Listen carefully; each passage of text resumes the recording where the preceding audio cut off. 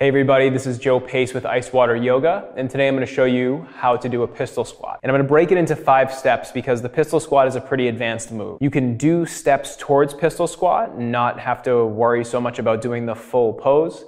And once you get there, you've earned it and you've actually developed an understanding of your body along the way. So just remember that this isn't about the pose, this is about the process of learning about yourself as you learn how to do the pose and as you teach your body how to do the pose. So that's what makes it yoga and not just this random exercise stuff that we're doing. So to start, step 1 is just chair pose.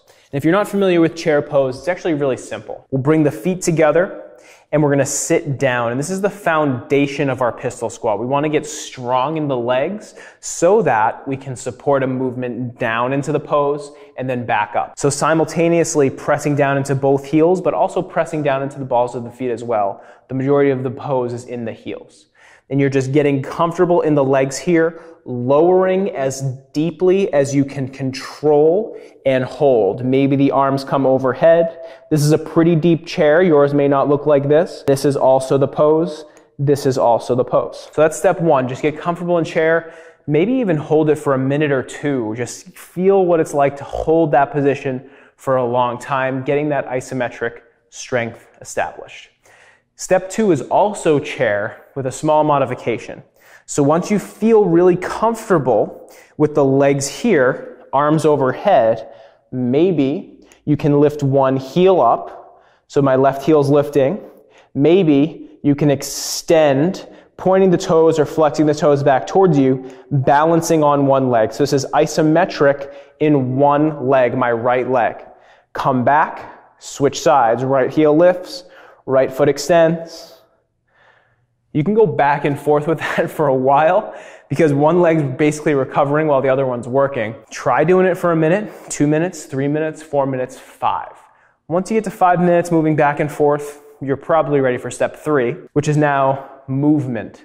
So we've gone from static, 2 legs, static, 1 leg. Now we're going to go to moving 1 leg, but only moving in one direction.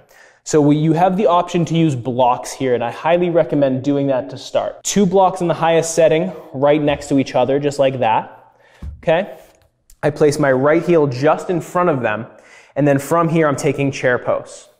Lower down, maybe feel what it's like to lower all the way down to them, know where they are in space, sit back up. I'm going to keep my arms overhead, take the one-legged variation, and I'm only working the lower. So I'm thinking about resisting gravity and coming down to sit as slowly as possible. Don't worry about standing up with 1 leg, press back up with 2 legs, and then we work the lower again. Right heel pressing, lower sit, press back up. Try 5 or 10 on each side. Once you can do about 10 or 15, you're ready for the lift. All right, so we're starting from the lower position here, not worrying about lowering first. So we're already starting here. Right foot is down, left leg extended, and then now you need to feel what it's like to get back into chair pose without using momentum. That's the key here. So you're just pressing weight into the heel, feel strong in the heel, feel what you have to do with your body to press up into chair pose. Lower with both legs, point, and lift. Lower, point, lift. All right, so that's 4 steps. We've worked basically everything we need for the full transition. Now, step 3 and 4 can be done without blocks, but it requires a little bit more mobility in the ankle and also a lot of the leg. So I'll demonstrate really quickly. If you're just going to do lowers, you come here, lower all the way down, press up. Lower all the way down. And now if we're doing just the lifts, lift up. The full movement is a full lower and a full lift. You can do it with blocks or without.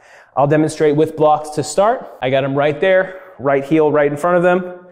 I lower, and then I lift, pressing all the weight into the heel.